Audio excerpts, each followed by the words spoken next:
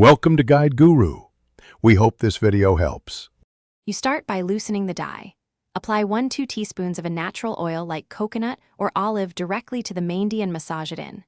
You'll feel the paste soften. Once done, soak your hands in warm water for about 5-10 minutes to further lift pigments. While your skin is warm, use a soft cloth or gentle scrubber to rub in circular motions. This removes surface residue without damaging skin.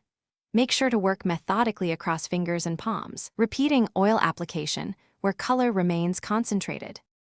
You now shift to a mild chemical lift. Combine 1 tablespoon baking soda with 1 tablespoon lemon juice to create a paste.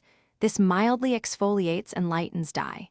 Apply the paste to stained areas and scrub gently for about 1 to 2 minutes, focusing on stubborn lines but steering clear of cuts.